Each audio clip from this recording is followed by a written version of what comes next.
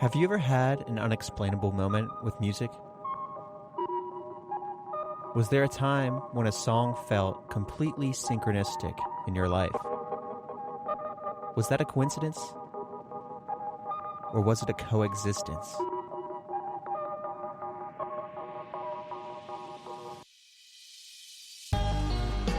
Today, I invite you on an extraordinary journey into the realm of harmonious encounters where music and spirituality intertwine. Join me as we unravel this deep and mystical connection between those two things, music and spirituality. It's all right here on Music Ghost Stories. Welcome to Music Ghost Stories, the podcast where we discuss our encounters with music and its synchronicity in our lives. I'm Donnie, your host, and today marks a special occasion. We're going to be doing our very first interview. But before we get to that, I want to share a quick story. Not long after my mom's passing, I received a message with the biggest plus sign I had ever seen. I'm going to be a dad. The due date? The same day as the 1-year anniversary of my mom's passing. In the hospital bag, we packed a Bluetooth speaker to play some music during the delivery. My wife and I chose a 60s, 70s vibe, a Spotify radio recommended playlist. On episode 1, I shared some coincidences I had with music and the passing of my parents. During the delivery, this random playlist seemed to know exactly what to play. Songs like Rescue Me, Beyond the Sea, You've Really Got a Hold on Me, Only You, You Can't Hurry Love, You Send Me. Then, around 11 p.m., the doctor arrived for examination. He said, "Oh yeah, it's time to push." And the playlist continued with songs like It's Now or Never, You Beat Me to the Punch, and just like that, he was born. Little baby Donald III. The nurses came in like a team of Oompa Loompas, tending to our new arrival. Then Time of the Season by the Zombies came on. This one, I didn't really think much of it, until the delivering doctor shared a heartfelt moment. He reminisced about when he first arrived in the United States, and how that song played everywhere. "This country has given me everything," he said, and more. I thought to myself, wow, music can take you back in time and elicit instant emotions. Then that part of the song came on where it's like, "What's your name?" And my wife and a couple of the nurses chimed in, "Who's your daddy?" What a fun and beautiful moment that was. Then came the first mother and son skin-to-skin contact. "I got you, babe." Leaving the hospital, wouldn't it be nice? I'm leaving on a jet plane.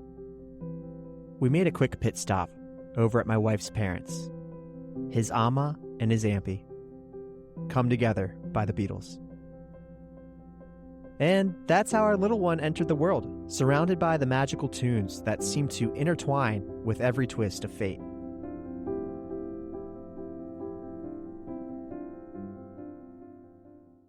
Now, as we continue our exploration of music's profound impact on our lives, I'm thrilled to introduce our first guest, Frank Hendrickson, who performs in his current band, The Revived. In this episode, we'll learn about Frank's journey as a musician, and how it led to his discovery of something called the Enneagram. The Enneagram is a 9-sided figure using a particular system of analysis to represent the spectrum of possible personality types.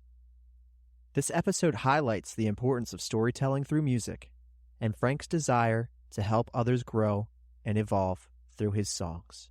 Let's dive in. All right. Welcome, Frank. All right, so I can attach a clip. What song would you like? Ooh. I got to tell you, I think out of the ones that I've recently released, I like Know Your Name the most. I love that one. Dude, that song was so much fun to make. I like, so like, just like making music, it can feel really robotic sometimes when you're on a project. Yeah. And like that one was just such it happened in like seconds, it felt like. And those are always my favorite songs. You're gonna know.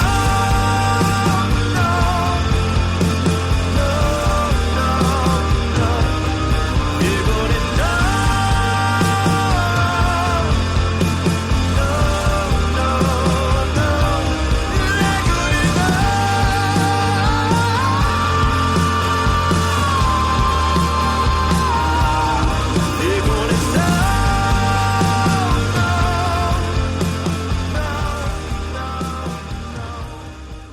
tell our listeners a little bit about who you are and what you do. All right. A little bit about me. I'm just a dad, man. Like I spend so much time really focused on Joel and his baseball and then Lucy, she's doing gymnastics now. So like a lot of time with them. But yeah, I've been playing music for a really long time now. I started in, I guess it was 7th grade. From that point, actually kind of like pretending to play guitar back then, just to like join a band, you know. But I've been like writing and recording music pretty much ever since. I guess we're in the same boat then, because I just had my first little monster pop out, little boy, and it's new for me, but I admire your insight being big dad mode. Yeah. So for my firstborn, it was very like a lot of learning, obviously, and like trying to figure out like how my life mashed into that. And then, like, and now looking back on it, it's kind of like, I think it's probably the best thing I do is being a dad now. So it's fun. I mean, it's so much fun, dude. I'm really still is. in this moment where this is the weirdest thing I've ever experienced, but yeah, it's going to be for a while. Yeah. But this is our first interview for the podcast, and it's sort of like this big change becoming a dad. And Frank is an expert at it, so he's like the perfect one to have for this endeavor. Okay, so you said that in 7th grade, you sort of picked up the guitar for the fun of it. Yes. What inspired you to do that?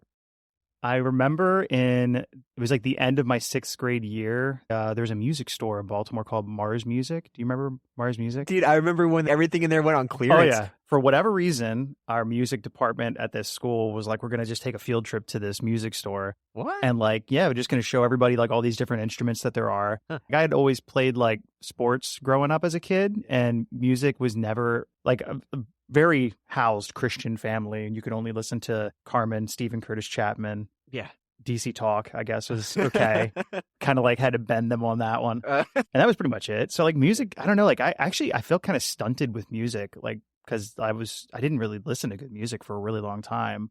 And then I just remember walking in and seeing like guitars hanging on the wall, and I just remember like to my parents, I've only ever played like football as like the only hobby I really had as a kid. Okay. It's funny, like 90s kids, like Christians 90s is just very weird time to be alive, I feel like. Yeah. I remember like my football team would have like homecomings, and they would have like these big dances, and I remember they had like the whole team, I think because they wanted me to come, they voted me as like the homecoming king or whatever for the team. Oh, nice. And my parents like, no, we don't go to those, and like turned it down. No. Yeah, man, you were the king though. I know. That was my true shot at fame, and they've ruined it. Dude, now I have to go earn it back through being a musician. They're like, what have we done? It was very weird. Like, I don't know. I just saw guitars, and I remember thinking like, I want to do that. And I just decided to do it. When you do something new, you struggle at it. Yeah. So I struggled for sure playing, like, and you're just learning chords and stuff. Right. And then like, I just remember going like, man, this just isn't really for me. So then in 7th grade, I met a group of guys. I was in 7th, they were in 6th, and they had a band. It was just a drummer and a guitarist, and he sang, and they were looking for another guitarist. And I was just like, oh, I play guitar. Yeah. Which was totally not true. Like, I had a guitar. You did. Is what I meant to say. And technically you did try to play it once. Yeah, I own a guitar is what I meant to say. Yeah. But like when they were like, yeah, well, let's join our band. And I was like, all right, cool. But I remember they were like, band practice is this night. So I was like, man, I got to figure out how to play it. What style of music were they? It was like just like a punk, like rock, like all just power chords and stuff. Like, little punk rock coming through this man, private Christian school in like 7th grade. That's neat. So they sort of pulled you into this new world that they were into. Yep. So that lasted for like a year. Okay. And I actually got like semi-decent at like song structures, and kind of started writing at home on my own just for fun. And we didn't have a lot of songs or anything, so I was like, I should probably try to write a few songs, I guess. The whole goal was like, I should make something so that we could try to play it together and see if we could make something more of it. You just wanted to contribute in a I think way. so. Okay. Yeah. So that's crazy that Mars Music was sort of that step in. So no, it was like no family member. No. I'm going to tag someone from like Guitar Center or someone that can manage like, dude, maybe we should make this place look like they're going to be Googling Mars Music and they won't be able to find it anywhere. Like, yeah, I mean, like aside from that one trip, I don't know that. I mean, I might have gone back there like maybe once or twice my whole life. But when did it get a little bit deeper for you? For me, we had, what we had there. It lasted about a year. I don't even remember what the band was called, to tell you the truth. And then that broke up for whatever reason. We moved out of middle school, started going to high school. I had like just a core group of friends that we would just hang out in our neighborhood. And I remember I had a crush on one of my friends back then. And I remember out of the blue, she called me and she asked me to go to a theater, like dance or whatever, like at the end of the year they were celebrating. And she asked me to go as her date. And I don't normally I don't dance and I don't like going like to those types of environments, especially at that point in my life. Yeah. It had to be so. Just the idea of doing that, I just, for whatever reason, something inside me said, yeah, I'm doing that. Okay. And it was very out of character for who I was up into that point. Right. But by going to that, I met a group of people. The guy's name was Tim, who was actually dating my wife at the time. Okay. Yeah, my now wife was dating this guy, Tim, and I met them both at this dance. Huh. And just by doing that, like kind of developed a relationship with playing music, and then ended up joining their current band that they were in and did that for a while. It was Chancing Tomorrow was what it was called for a while. Cool. And then they changed the band name to Valvalis, some obnoxious name that nobody could ever remember or say. Yeah. Was there a guy with like a afro-y type hair and yes, keyboard, I think? He had very curly hair and let it go really long and played like keyboard. Yeah. That's important, guys. If you're listening, make sure you have something distinct so if no one knows your band name, they can point somebody out. I don't think people could look up Valvalis today and find recordings. No. So I just need to take a moment to express to people that Valvalis was actually like really good. Well, thank you, man. I appreciate that. Yeah, That's nice. I mean, it was so after Valvalis, you sort of took a step back from that band, and then that was so you went from a friend group to another friend group, and then was there a third friend group, or is that when you started performing on your own? So through Valvalis, I kind of picked up a little bit of like recording software to some amount, and it really was only used to demo ideas and kind of present them to the band to like, let's work on this. It was Adobe Audition. Okay. You developed some resources so you could start demoing your own songs. Yes. So again, at the time it was just, and we, kind of talked about this a little bit before we started recording, this little tiny $15 Radio Shack. Yeah, we have to talk about that. This has to stay in here. So it's just it literally $15, this little I guess it was kind of like an off-white had a little bass to it, but it was really just to speak into. And then I would just on an acoustic guitar kind of like demo out ideas into this recording software. Yeah. So I just started doing that in my basement for a while and kind of like developed like maybe like 9 or 10 songs and played them out. Okay. I just want to take a second and we discussed this, but I want people to listen and understand that this $15 radio mic, I think that's important for people that are out there creating. You're going to have limitations. We're all going to have limitations. But we can also overcome those limitations or embrace them to make something authentic and unique. Man, I feel it was more like just throwing stuff at a wall and seeing what worked. But I was being as resourceful as I could with what I had, I guess. There are artists that literally throw things at the canvas just to get started. Yeah. Well, thank you. They embrace that. Yeah. And I really want listeners to understand because I feel like a lot of people listening are curious about what's behind the music. A lot of them are creating the music. So I want to get into sort of that part of the music that started to resonate in deeper. So I think part of it is you started doing this for a while and simply the experience and maybe being repetitive and just being better at the craft, like figuring out how to record yourself and things like that. And then being able to perform live or know how to make music sound good in a room or how to conduct your other friends to work together as a team to come up with a sound that's actually really presentable. I've played with a lot of really, really talented musicians. I was exposed to a lot of like really like some of my favorite music now. Yeah. But like, just through that and like those people having that experience and kind of like teaching me a little bit, I was able to pick up just enough. So when I moved on to my next like phase, I was able to kind of use that and craft my own thing. It's like your mini mastermind groups. Yeah. Like you sort of, it's a collaborative thing. Everybody pitches in and then you just kind of climb the ladder. And so you found your next group. It could have been the same group, but the way things just work out, you kind of just took to the next group that you knew had the same thing to offer as your first group probably. Yeah. Talented musicians, people that were good at what they did, and people that had something that could teach you. You probably saw that they were doing something maybe a little different or something interesting, and you picked up on that approach, whether songwriting and stuff like that, and you're just kind of climbing, and then it's getting you to where you just had a good circle. That's something, if you're creating music, it's important to know that you can surround yourself with talent. And we sort of spoke on this earlier, but I find it interesting to you because you mentioned that you find yourself being slightly more competitive. I am very competitive, yes. Okay, So, so- like, not in the traditional sense of it, but I'm a Enneagram type 4, which is like called the individualist or Okay. the artist, some people call it. So basically, it means that the way I know myself is to have special qualities or to view myself as somewhat special compared to people. Okay. Which sounds really like kind of gross to say, but Well, you found out about this when you researched the Enneagram, right? yeah, so I stumbled upon like the Enneagram through a band called Sleeping at Last that Okay. I listened to back when I was in high school. So the competitive nature, like, so my subtype is a 1-to-1. So like there's a social type, there's a self-preservation type, and then there's a 1-to-1. Okay. Like self-preservation, obviously they approach the world always trying to like, protect themselves. Okay. Social types are more like looking out for the group mindset. Like they're always kind of looking out for the herd mentality. Uh-huh. And that's how they kind of find their place. And then the 1-to-1s, they tend to like find things and latch onto them to like really dive into them. Mm-hmm. And like it's kind of like a symbiotic like relationship that they'll get with other people. Okay.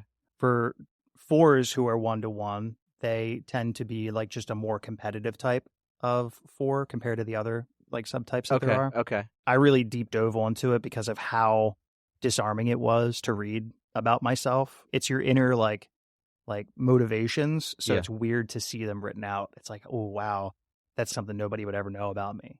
So like how did that like show up on this page? It was just so it was really, really disarming to read. So I want to sort of take your inspiration with Sleeping at Last. Mhm. And then for listeners, you've taken that inspiration, learned about the Enneagram, Mhm. and then you created a concept album based on that Enneagram. Yeah. And you started writing songs for each type on the Enneagram. So when it comes to music and the resonating on a deeper level, you're able to basically speak to different types of people through the series of EPs. What do you think will resonate more? And you said with Sleeping at Last, it was kind of this too. And when you listen to music and it hits you with a spiritual resonance, do you find that happens more often with the instruments or with the lyrics?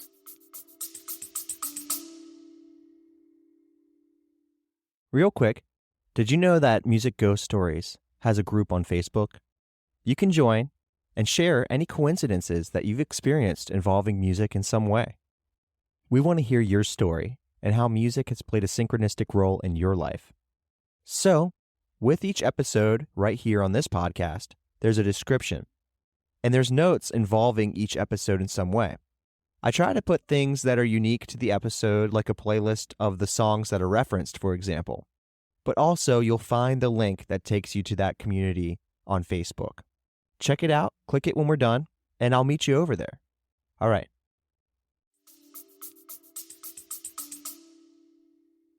So I have a pretty hard opinion on that. I think it's lyrics, man. I feel like it's got like there's something about like a really well like crafted story. Yeah. And then also just like very like being able to like poetically put words to something that I was like I didn't even really know I felt. It's like, man, like that stuff really is what like the music's got to be good too. Yeah. But if the lyrics aren't good, like I don't care. Like ultimately, like, I'll forget. You know. Okay. Like to me anyway, that's what stands out. So would you say that music is sort of a platform in which you can emit an interesting story through the lyrics to sort of resonate with people? That's sort of your approach. Yeah. So like I also believe that music can be healing to people in some way. I just feel like there's something to be said about being able to walk somebody through like a really like maybe like kind of like a touchy topic. Yeah. But being able to kind of like gradually walk them through it and like to like drive a point home and within it. Yeah. Like I feel like that can help heal a lot of like wounds for people that like they might not be open to like discuss. Like it's almost like therapeutic to some people, I feel like. Yeah. Well, let's talk about that for a second. So if I played music without any lyrics, do you think there's a part of music that could be healing? There might be some kind of science to that. Okay. I don't. But so your like, thought, my opinion is that I think that that's important, but I do think that being able to emotionally connect, like Yeah. like some kind of a deeper meaning, Yeah. I think is what really gets it for me anyway. There's probably some kind of science to like how music. I know there's some kind of like a study on like music affecting plants and stuff, Uh, like in oh growing. yeah. Oh yeah. So like there's something to it. Yeah. But to me, I think the music portion is more of a vehicle for like the bigger like picture, I bigger love that. story. Thank you for sharing that. Has anyone ever told you that your music holds a deep connection with them? Yes. So I was playing at this small church in York, Pennsylvania, and that's the first time I played any of the Enneagram songs. I played the last track for the Type 1 EP, which is called Letting Go. Mm. And I remember explaining briefly what a Type 1 was and then playing that song. And Ooh. like, as like so like the third track for each one of these EPs is kind of like the healing path that these types need to take in order to like really lay this mask down and start to like kind of heal and balance out. This girl came up to me like crying like heavily, and she Ooh. was like, that really got me. And she's like, and I don't know why. And she was just like it was really weird.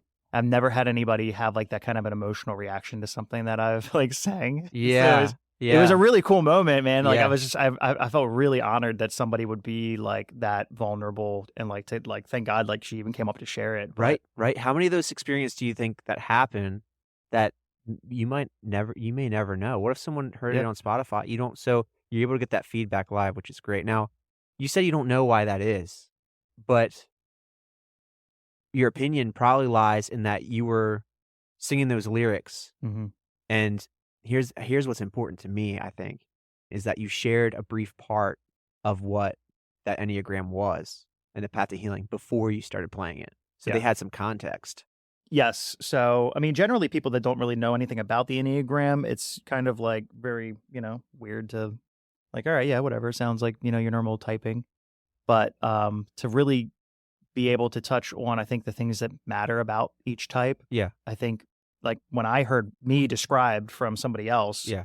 it was like, again, so disarming that it made me go like, I got to read more about this because that's really weird. Like it was just something to it that made me like kind of pulled me in further. So being able to like, I guess, touch on some of those key aspects about people, if they are that type, it's something that's going to resonate with them and like just kind of like flip a switch for them as well. So just learning about myself Yeah. and learning about the things in my life that are red flags that kind of like would put me in that loop of like self-destructive like tendencies where it's like I was like, it's just a cycle, man. It's like I keep doing this over and over, and I keep getting these, really horrible results. And like, Yeah. why do I keep doing the same things over and over? And then when you realize why and you see those red flags, my whole goal was because it helped me so much to kind of like evolve as a human being. Yeah. I was like, man, I want to do this for other people too. So like being able to share from a journey perspective. So the first track is really kind of like the villain track in a way. It's kind of like it's the story of what happens to the person to end up becoming that type. So Okay. it's this messaging that like this is the only way that you're going to be accepted or be safe or feel loved, and like that is the like kind of like it's kind of scary really if you Yeah. look at it that way. Yeah. But it's kind of the villain track in the way that starts off, and then the second track for each EP is kind of the story of like of living in that like cyclical like lifestyle where it's kind of like I keep doing this and it's not working, it's giving me these results that are terrible and I hate going through this over and over, but it's just like, what do I do? So it's kind of like showing like more so along the lines of like where people may actually be. Yeah. And then the last track of each one is to present like a healing path of like what to do in your journey to help to grow and to like balance out instead of like living that same lifestyle over and over and over. And track 3 might be the one that really hits it. Your ideas and your approach is speaking to someone through the story, through the concept. So you hit them with a little context, just like you did at that performance, Mm-hmm. and then you hit them with that third track of healing. And I think that might be the theme of sort of what you want to convey to an audience. You end on that theme. Is that if your music could send one message to the world, what would it be? What are you trying to communicate through the Revived? I think whereas maybe it started out, as to just kind of look, be like, the cool guy with the guitar, like and like Yeah. kind of impressing people. I think more along the lines now, it is more kind of just trying to maybe help people get a little better, or like, to heal in some way, or to also be able to grow and to evolve as a human. I think that that's more important to me than most other things. Is if I could do that for other people, I think that that's worth walking away with. If someone listening to this hasn't listened to you, now they can tune in, they can find you, and they'll hear it maybe a little bit different than they would have if they hadn't listened to this podcast. Yeah, that'd be cool. That would be awesome. Yeah. I really think it's going to resonate with people. The theme of healing, the message of healing is important to people that need to hear it. So if you find yourself in a certain way where you feel like you may have succumbed to the villain on track 1 and you're not getting the output that you need on track 2, maybe tune into track 3 and the music will speak to you with a deeper meaning and an emotional resonance. So thanks for tuning in. Thanks for having me. As we wrap up this episode, it's clear that music has the incredible power to not only entertain, but also heal and inspire. Frank's journey as a musician, guided by the Enneagram, reminds us of the deep connections we can find through music. Thank you for tuning in to Music Ghost Stories. Be sure to stay tuned for more enchanting encounters with music and synchronicity. Until next time, everyone, though this episode's over, keep listening.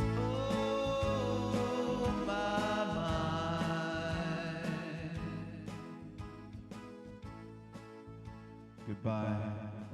I love you.